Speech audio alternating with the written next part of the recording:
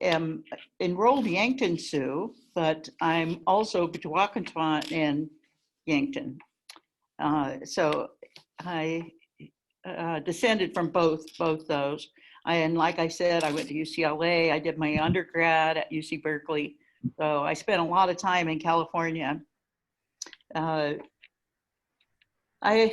taught anthropology and American studies in several states, most recently in Arizona. And I moved to Lincoln, Nebraska to do my own thing. And my research centers on Minnesota Sioux culture transformations. And I look at kinship organization and economic strategies, religious practice, and conflict resolution. So, and there's a lot of that going on everywhere these days. I currently coordinate the federal grant at Lincoln Public Schools federal programs aiming to help improve the number of American Indian high school graduates. This is a wonderful opportunity for two of our students. I have with me, who are going to be asking questions, Lily Lemire, who is a freshman at Lincoln High School, and Haley Smith, who is a sophomore at North Star. So there, you can wave if you want. There you go, that's Haley. And they're pretty excited to meet you. I think Haley's interested in pursuing art and film when she graduates. She wants to look into going to college to study that. So I'll support her in any way I can. Our focus here today is two shorts. So we'll be looking at Powwow Highway, the Lego movie, with producer Jonathan Thunder, who is Ojibwe, and Minnie's War Bonnet. The producer there is Yvonne Russo. She's Sichangu Lakota. And so we have them, and we have additional people here. We have Eric Peck, who's the animation. Maybe you'd like to introduce yourself because I hardly know about you.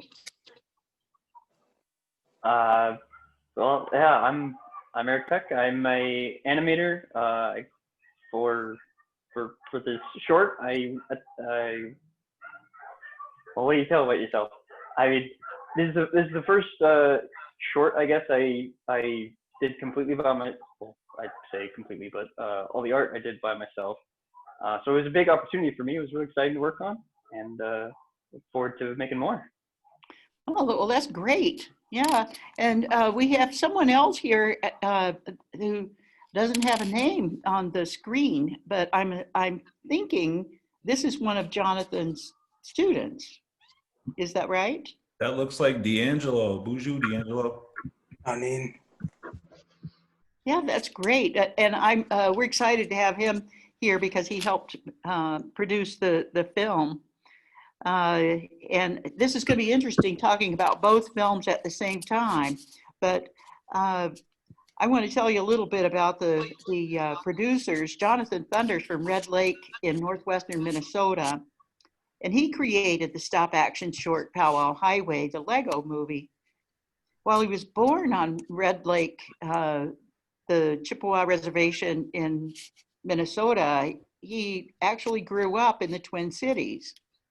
And he studied painting and creative writing at the Institute of American Indian Arts in Santa Fe, and later studied visual effects and animation at the Art Institute International in Minneapolis, Minnesota. He's known for his short animated films, which have been featured in both national and international film festivals. And he's won several awards for animation, music videos, and experiential film categories. He has been involved in filmmaking for several years, a young man he is, and he's had different roles from writer, director, collaborator, actor, and he's also a painter who has exhibited in group exhibits as well as solo. So he's a very accomplished young man. We also have with us award-winning director and writer of film scripts, Yvonne Russo, who produced Minnie's War Bonnet.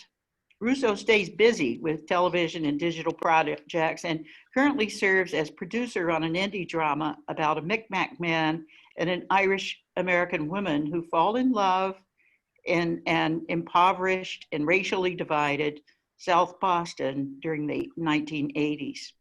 She recently worked as a production advisor on Woman Walks Ahead, a period epic film feature set circa 1889. It follows a widow, Jessica Chastain, leaving behind her unsatisfying life in New York City to pursue her dream of being a painter. This woman bravely travels alone to Dakota Territory with the goal of painting Lakota Sitting Bull. Russo recently entered a television development deal with Handmade Films to adapt the 1989 cult classic film, Powwow Highway, based on the David Seals novel.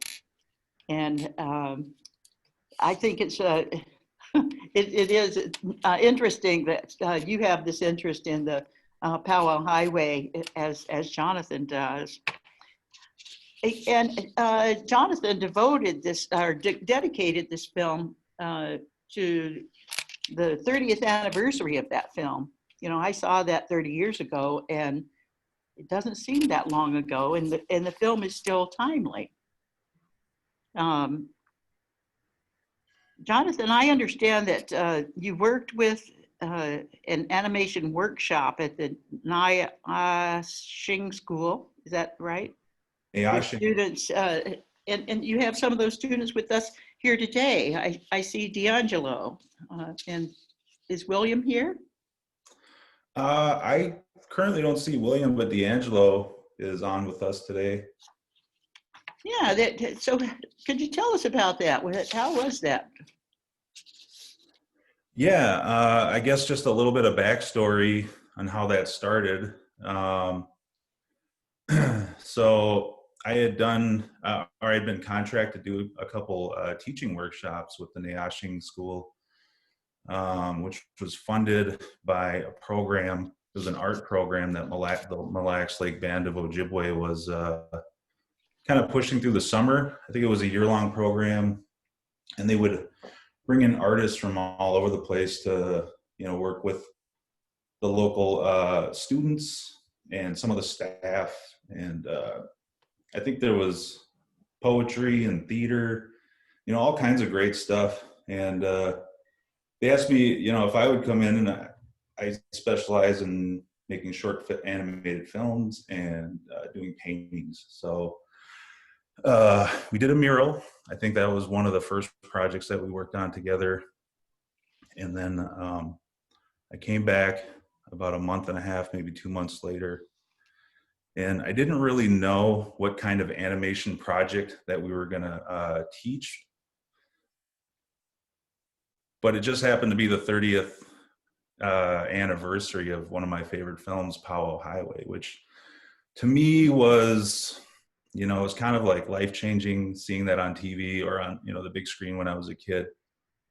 And I just thought it would be so much fun and kind of important to work with this younger generation of folks to not only bring it, you know, like kind of full circle, bring it back to life a little bit with something that's going on nowadays, the whole Lego movie, stop action kind of stuff that's rebooting old storylines. But just pay tribute, you know, to kind of the importance of that film and how it's, you know, I guess contributed to Native people in cinema. So I think it was like, you know, maybe the weekend before I watched the film. I had a copy of the film that I actually bought from Gary Farmer that month at a film festival in Duluth. So signed copy, played the DVD. That was kind of big news for me. And just jotted down, you know, like the main story parts and some of the main dialogue that would carry us to the next scene, right? And try to fit it into about a 5-minute format. And then I bought this old car that kind of looked like Protector, the war pony, which is the main car in the movie. And at that point, it was just like this bright red convertible looking car. So, we went to Mille Lacs Lake. My wife, Tashia, was with me, and I knew that I had to make this car look more weathered than it was, kind of rusty and beat up looking. And she borrowed me some of her fingernail polish to give it kind of all those tones and muddy it up and make it look really rusty, and stuff like that. And then I showed up at the school the next day, and D'Angelo was great. He showed a lot of initiative and kind of helping me look at the script and just think of creative ways to, construct little sets. And we had a big bag of Lego characters, so we kind of went through them and found some long hair for Filbert and short hair for Buddy, Redbow, and then, just went from there. So it was a great week. It was a lot of work. There was a lot of hands moving. Some of the staff members sat down with me with a big bag of not micro machines, but Hot Wheels. Oh, and yeah. We painted them all to create the opening junkyard scene where the camera's kind of pushing through all these old cars, these old res cars. And then we go into the part where Filbert buys Protector, the war pony. So, it was an exciting week. There was a lot of, like I said, there was a lot of hands on deck. So there was lots of minds going into how to create this thing. And, at the end of the... You're saying that it took a week to make that, or just to make the set? No, it took a week to make the film. We had about 6 days from beginning to end to put it together. But we had easily a dozen people, working on it. So I think we shot the whole thing on an iPad and an iPhone using a stop motion software, and then put it all together in After Effects and Premiere. Huh. Yeah, we really, I remember that film. And of course, that was Gary's first film. I think Hane Gigama had found him and said, "Oh my goodness, you'd be a good character for this film." I think he was finding the actors and scenes for locations for that film. And has Gary seen this? From what I know, I think it made its rounds on Facebook, and I think it made its way over to his page. I almost called him and asked him to come because I thought that would have been amazing. I think he'd get a big charge out of it to be able to talk to you on this panel. Yeah, you did a great job on that. Yes, Yvonne.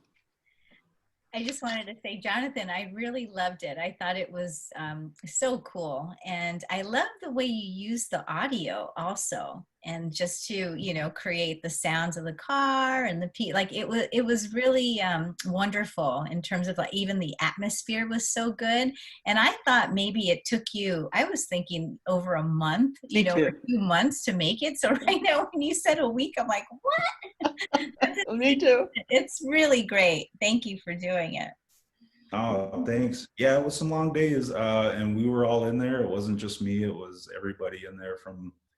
I'd get there early in the morning, and we'd go till everybody was pooped out.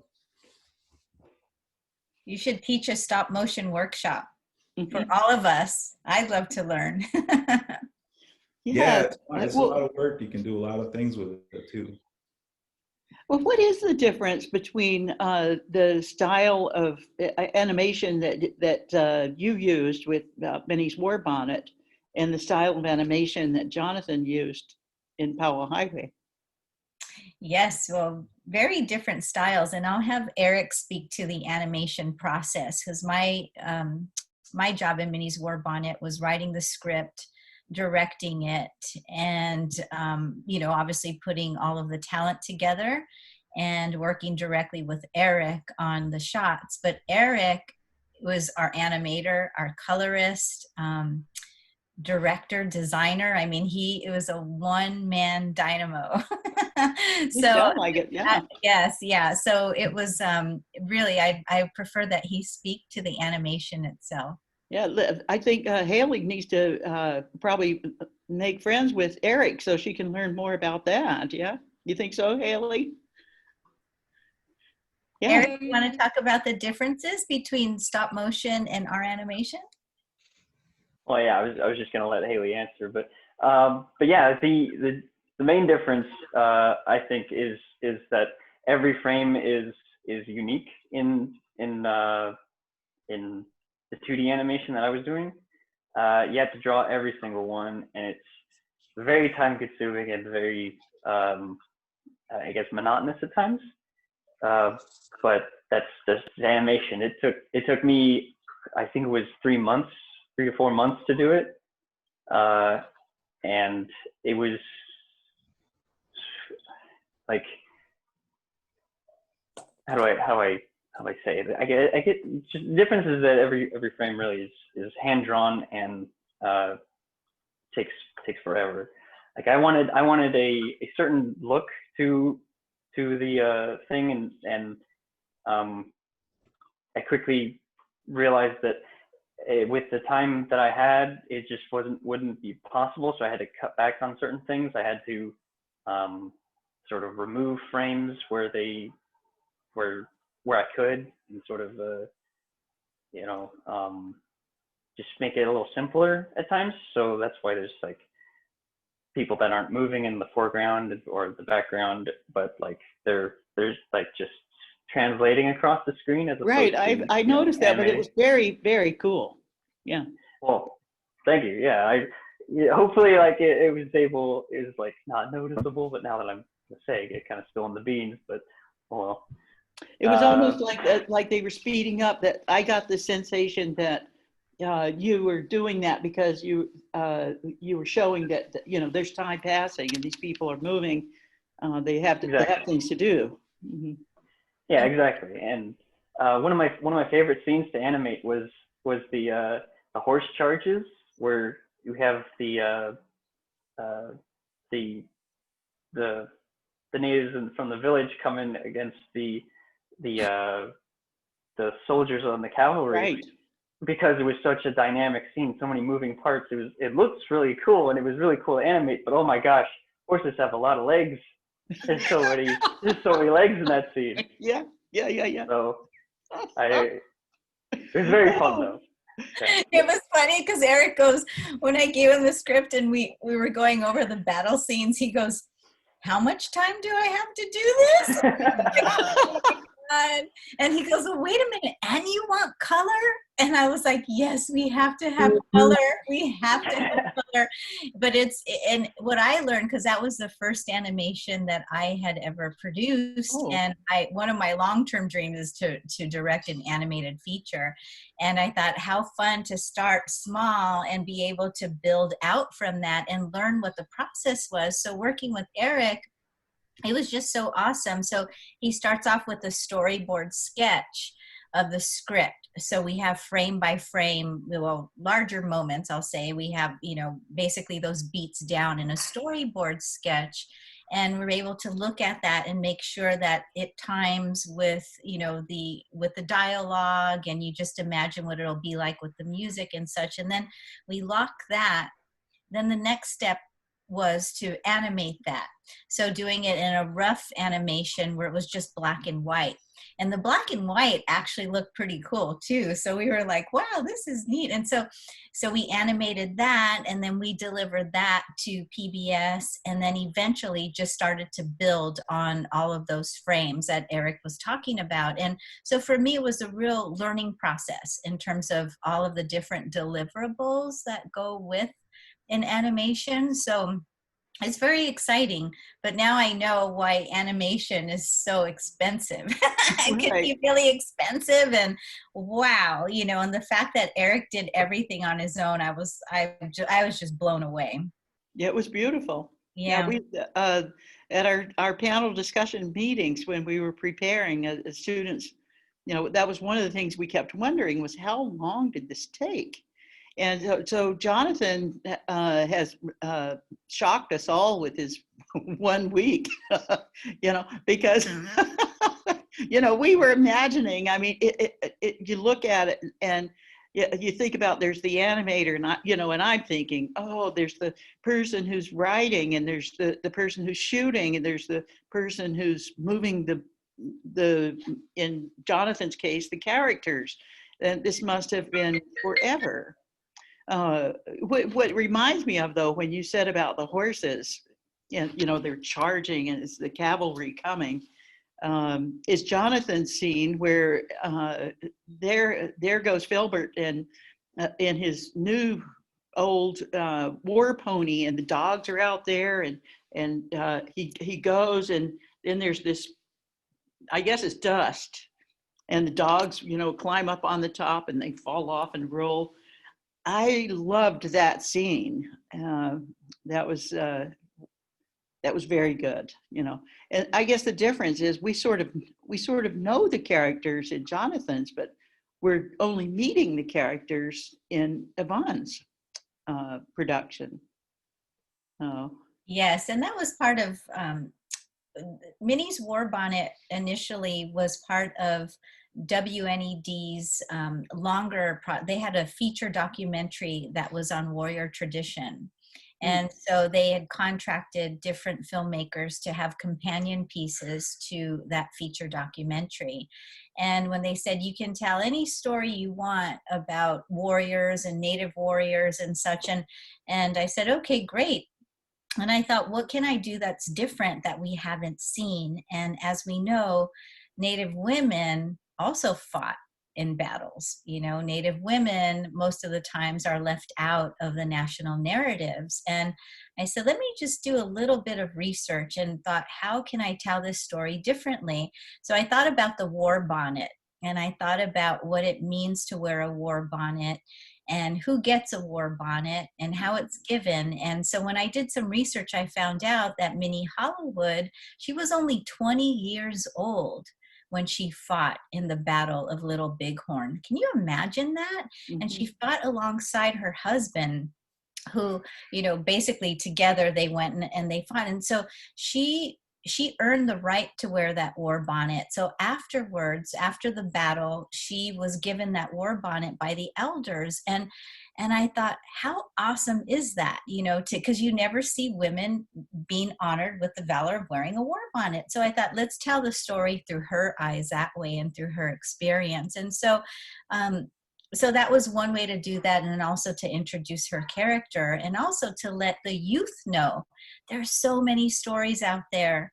What you're reading, possibly in history class right now, or just in general, is one way to look at history. But if you dig deeper, even asking, your grandma and grandfather, any of your elders about some of the stories of the past, I can guarantee you that you're going to get some really amazing stories about people that you haven't heard of. And so there's just a treasure trove of them. So one of my missions was to bring her story out into the forefront, and then also look at other Native women that have fought, not only fought, but that are part and very significant to our history.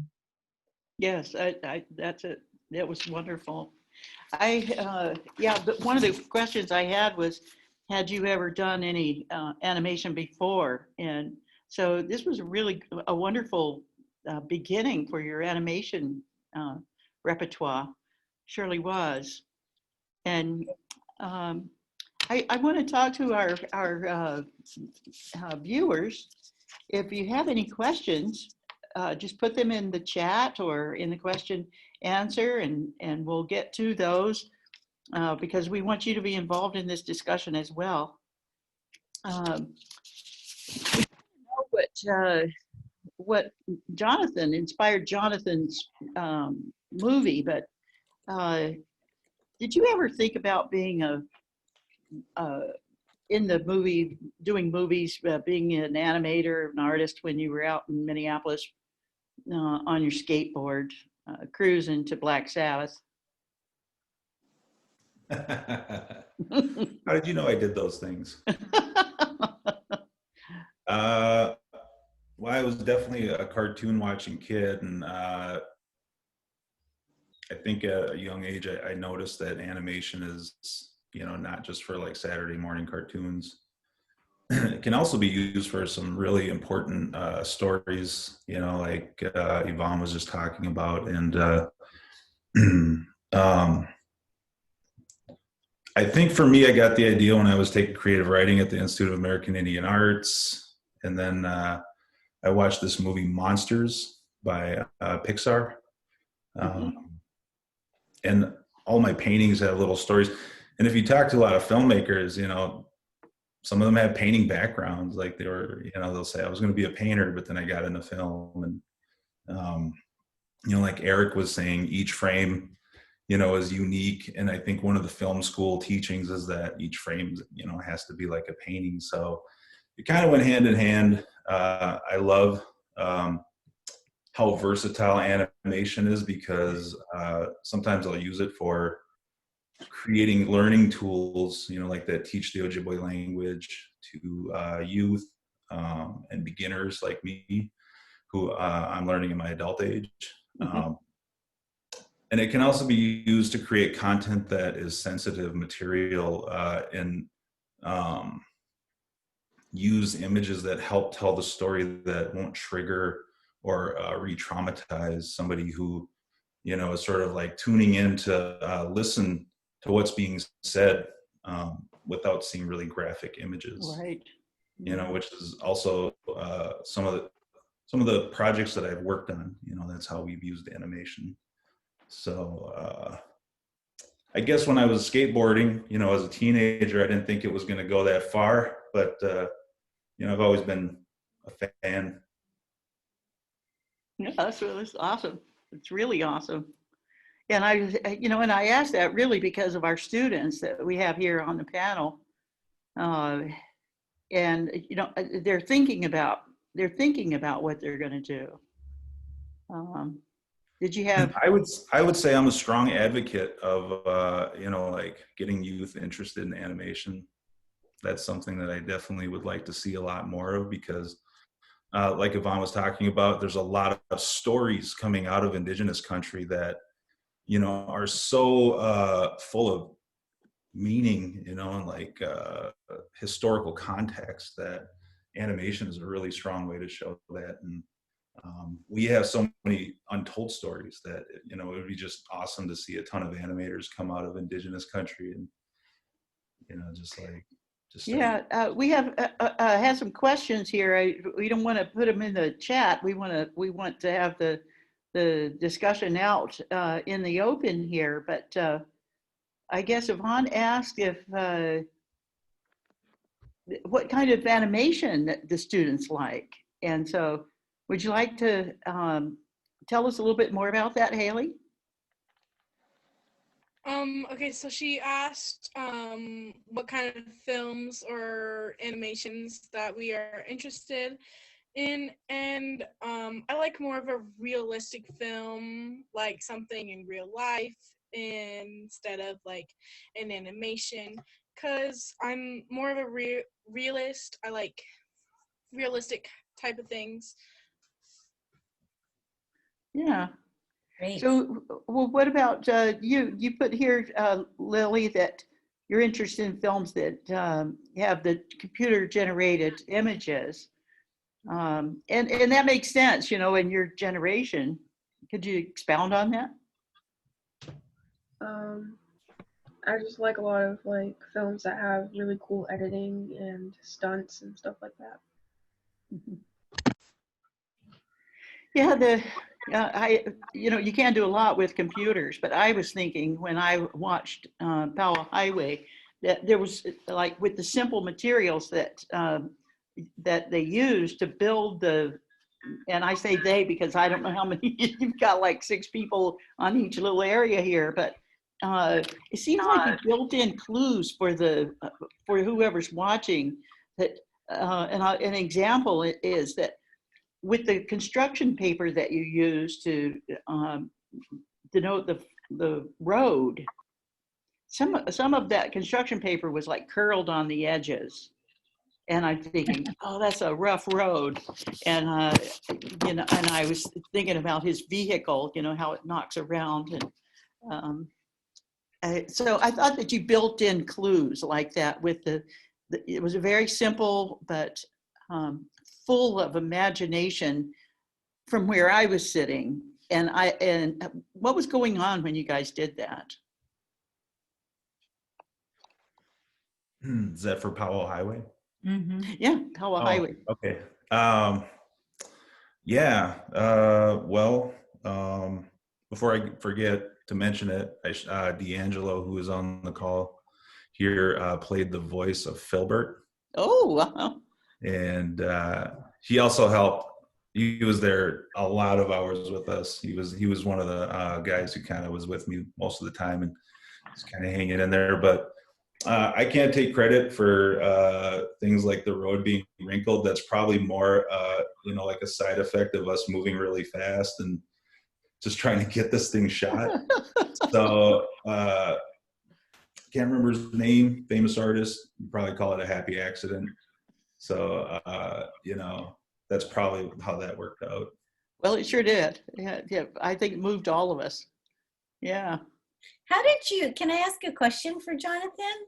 How did you create all of like the cars and everything? Is that all construction paper, or did you use clay? Like what did you use for your materials?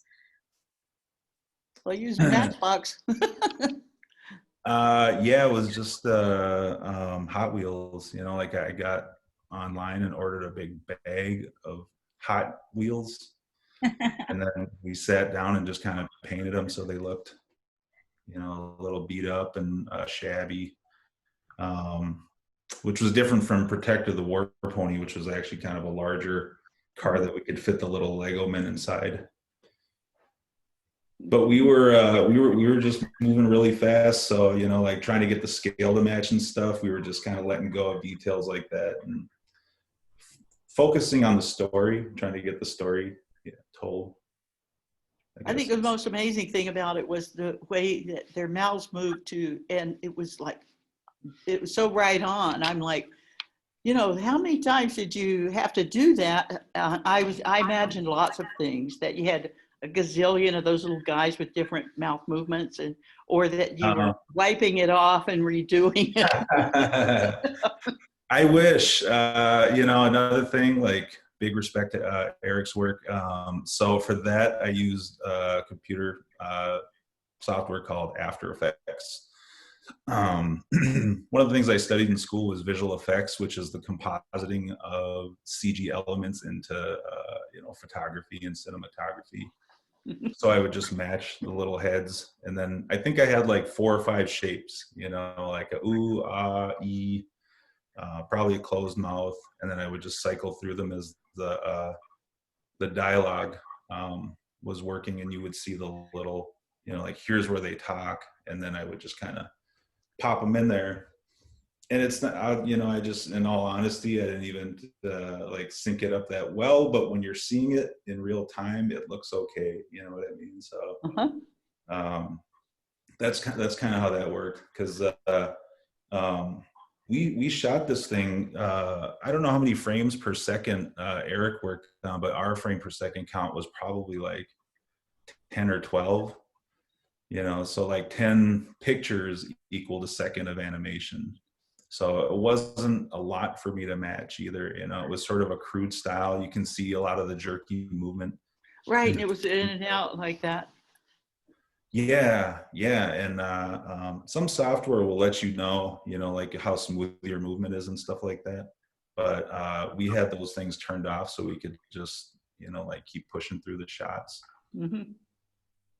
So you take a frame, so you would say, okay, here's our first frame, here's the car, take a shot, move it again, take a shot, move it again, take it, and just stitch everything together all the way through, right? So you're constantly moving your characters and your pieces. And then if you would have taken more shots, so it wasn't a 10-to-1, say it was like 15-to-1 or 20-to-1, then it'd have a different feel to it, right? Yeah. The timing. I think so. And it was really collaborative in that first thing we would think of was like move the car, like you said, one frame, and then somebody was on the side making a little clay dog, and then we ended up making these little res dogs just to, so people could have their hands moving while the picture was being taken. And then pretty soon some little res dogs come in the side, and one of them gets bumped by the vehicle and rolls back, and that's all stuff that just happened in the process. Cool. Yeah. When you were a child, did you ever use those little thumb boards and do stop action, with the skateboard thumb boards? No, I did have one of those though, but Yeah, no, you just did this all as an adult, huh? D'Angelo, Yeah. what did you learn from this? What were you doing as you learned from the master here? I don't know. I learned a lot from Jonathan. I learned how to do a lot of animation from all this. I learned to do a lot of stop motion. That's pretty much what I learned. Just a lot of work within the past week. It's just work, work, work. But it turned out really good, and I learned that time, just a lot of time to make something good. That's a D'Angelo, you also did amazing with the voice acting, which was a big fun part of the project. Yeah. And, one thing that I think is that audio really brings the animation to life, and that's like, I would even say it might even be half of it.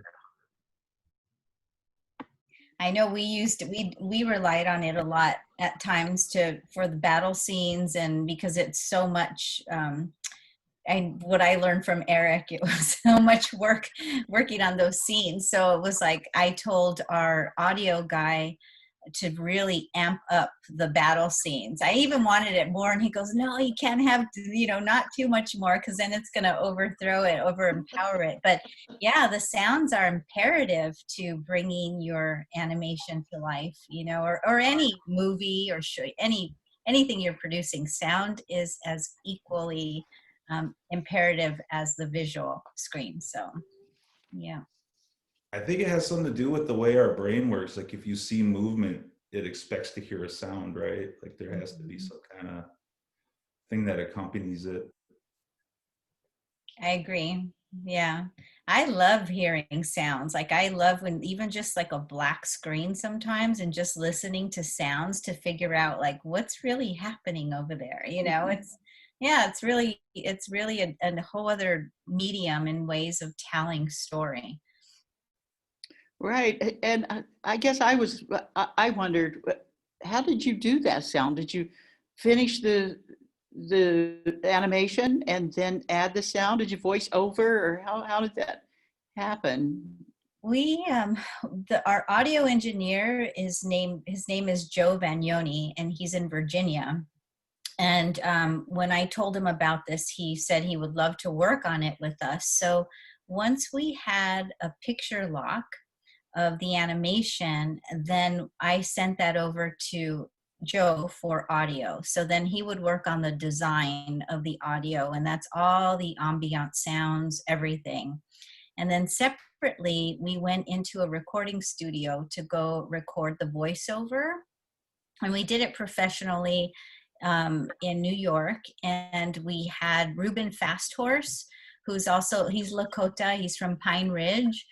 He's living here in New York now. And so he was in town, and I was like, oh, Ruben, you've got to play this voice. And so he went in, we recorded him. I played Minnie's voice.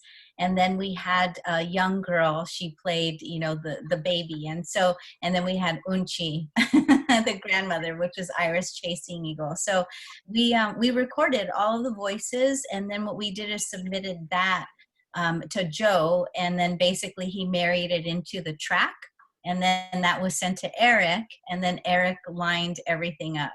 Right, Eric? Do you want to talk about that and how you married the sound with picture?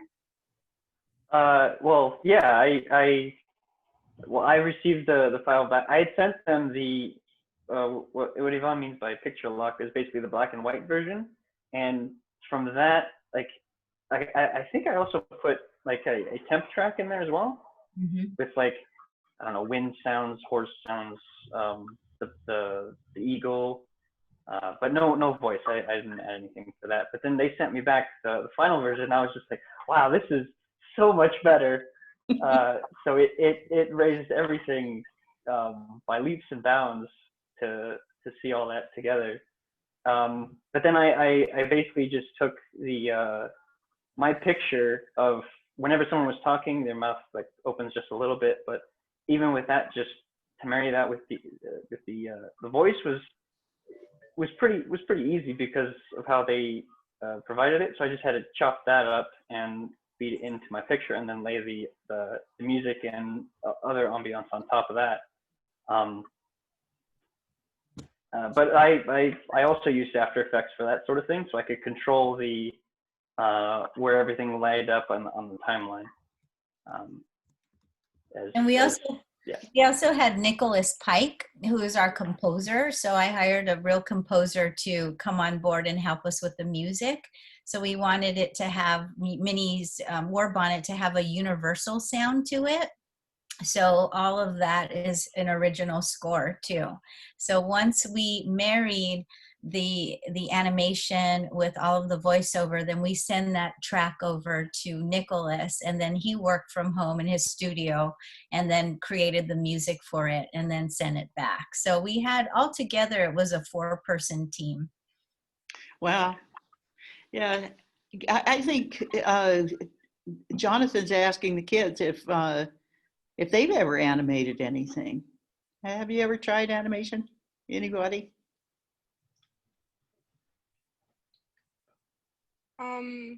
Not really. No, what I usually do is I just draw out pictures. I've never tried like putting it all together, making an animation. Like a book, like a sketch pad, and then make it flip the pages? Yeah. Mm-hmm. Yeah, that's a good way to practice. Yeah. Have you ever I done was just curious. done that? I know D'Angelo's worked on some of it. D'Angelo, you haven't been animating a bunch of things since we met? Come on. All right, I'm gonna work on you, man. Yeah. What about you, Lily? Have you ever tried animation? The closest thing I've come to that was when me and my sister were really little. We tried to make a kids show, and we took stuffed animals and did like a stop motion thing. It was interesting. Yeah. But that's the closest I've come to it. But we were little, so it turned out pretty weird. Yeah, well, my grandsons do that. I mean, they do the stop action with their telephones, with their iPhones, and they do stop action, but they're more into videoing themselves on skateboards right now. Yeah, this is, I can imagine the kind of production that Devon had with Minnie's War Bonnet, and then the production that Jonathan had with Powwow Highway was something much more. Was it possible? Huh? Is that a good way of explaining it? Because you had the kids there, and this was not just you weren't just producing; you were teaching. And I imagine it was a lot of fun. Yeah, it was a lot of fun, and I think for me it was the kind of situation where like everybody after a couple of days just kind of knew what to do. So it was more like just make sure that we're not like knocking the camera over or something like that, and just let it go. And then at the end of the day we'd have a ton of frames, and then I would put it together my little laptop. So it was it was way more than I thought it could be, just showing up. Oh, it's wonderful. And I actually know what inspired your characters because I've seen the film so many times, Powwow Highway, and it really is a cult classic. I'll always remember, I saw it, I was in Century City when I saw that the first time. But what inspired your characters, Eric, when you designed your characters? What were you thinking? Well, I had a picture of Minnie Hollowood. It was very low res though, so I had a lot of creative license, I guess you could say, to sort of figure out how she would look in her 20s, because I think she was quite a bit older in the photograph. My first design that I submitted to Yvonne, she kind of shot down right away because she said, no, that's too Pocahontas. So I had to tone it down a little bit, but so I had to draw it back a little further and kind of figure out. But I went online and I gathered a bunch of reference of like what Lakota women would dress as, like their traditional, I guess you could say casual wear, like sort of thing. Everyday wear. Everyday, yeah, their work outfits, you know, because in the story she's just out, you know, doing her thing. Yeah. So I tried to figure that out. Then I designed this character, and obviously she's the main character, but then there's a couple others. So I had to figure out what the elder was going to look like, what Unchi was going to look like, Minnie's husband, and the little girl in the story was to look like, and then the villagers, which were kind of variations of those similar designs, and that was all just a bit of Googling, and actually quite a bit of Yvonne's input as well, because she sent me like use this photograph for reference as opposed to this one because this isn't the right tribe, and I wouldn't know that. So she was very helpful in steering me the right way. So. Yeah, I've looked up the pictures of Minnie Hollowood, and they are old and quite low res. So yeah, you did, and I thought he did a fine job of depicting Lakota women. Absolutely. And also I wanted Eric to have creative freedom, because I think it's so important to give your animator or whoever you're working with, just have the creative freedom, you know, and in terms of the authenticity of the dress or our language, you know, we'll take care of all of that. If we was going, you know, down another path, then I'd say, okay, we don't want to do that. But he did his work, and he just was amazing. So it wasn't like we were struggling at all. It was really, we had a nice dynamic together. Absolutely. Mm-hmm. Yeah. Well, just a question. Do you know where she's buried, where Minnie Hollowood's buried? I wondered that. I couldn't find it. No, I can't either. And one thing that happened with this is PBS has had so many hits. They have had like hundreds and thousands of hits that I was contacted by them, and they asked if they could use this through the K-12 educational program for PBS Interactive.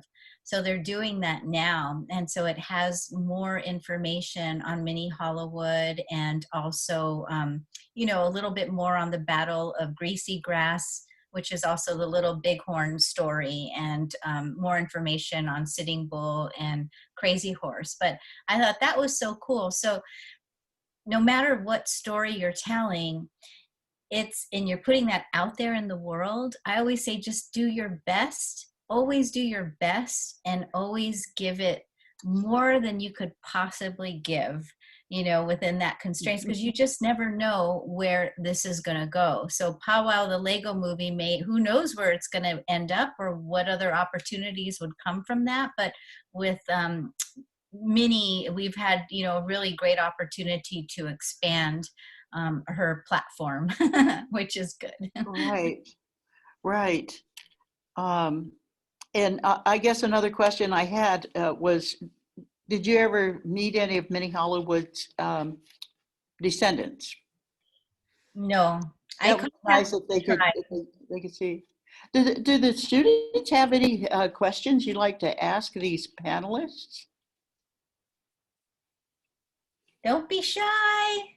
Now's your time. Yeah, they are shy, but they're so smart, and I've enjoyed working with them. I know you've enjoyed working with D'Angelo too. Yeah. It's not a question, but it's a comment.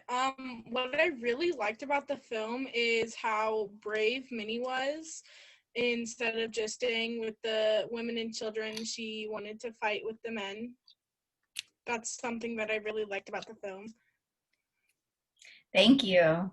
I like that too. I like that she just didn't stay back, and her husband, I believe, encouraged her to stay back with everybody. And she said, no, I'm going with you, and she fought. And so I was like, wow, that's, it's incredible. And again, those are stories that we want to hear, we want to see, we want to learn about. So our warrior women were fighting back then, still fighting now. So yeah, but thank you. One of our guests has noticed that Lily's surrounded by art. Yes. Did you produce all that art? Yeah, I did. Nice. What do you use when you paint or draw? Mostly just Sharpies or colored pencils, whatever I can find. Yeah. Beautiful work. Yeah, that's Thank you. wonderful. How long have you been creating, drawing, sketching? For as long as I can remember, for just a really long time. What are your aspirations?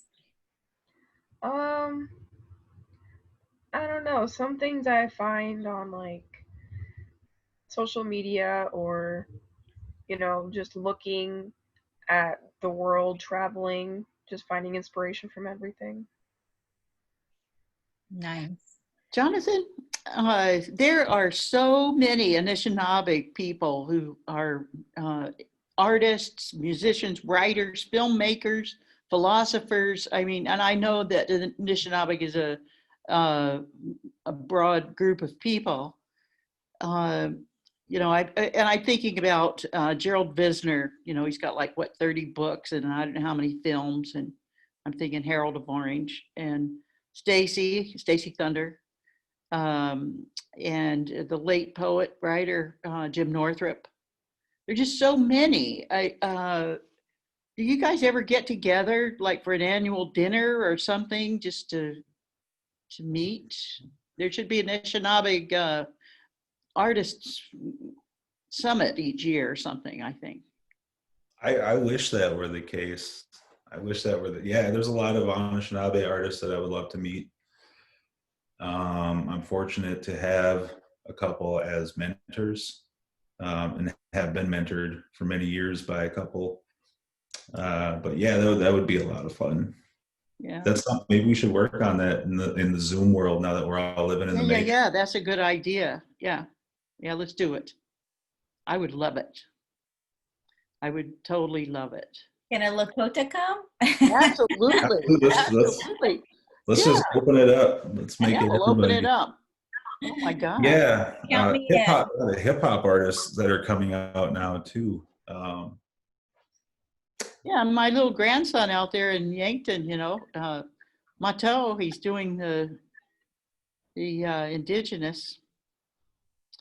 Well, we never have enough time. There's just never enough time. But I appreciate all the questions and the participation. This is a wonderful thing that the Vision Maker has done. I want to thank you all, thank Vision Maker as well, but I want to also thank our major festival sponsors, who include the Lincoln Journal-Star, Woodland Voices Flutes, Luck Center for the Arts, Native America Calling, National Native News, the Alaskan Weekly Radio Hour Indigify, and the Anchorage-based Native Voice one.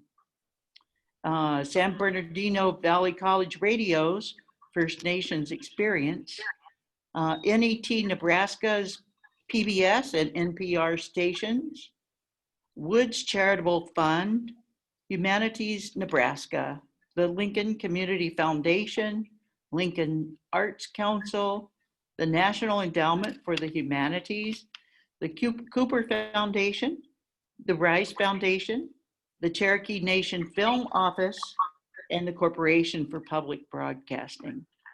We've got a lot of support, and I look forward to seeing much more from each of you. Thank you to everyone, and maybe we'll see you next time.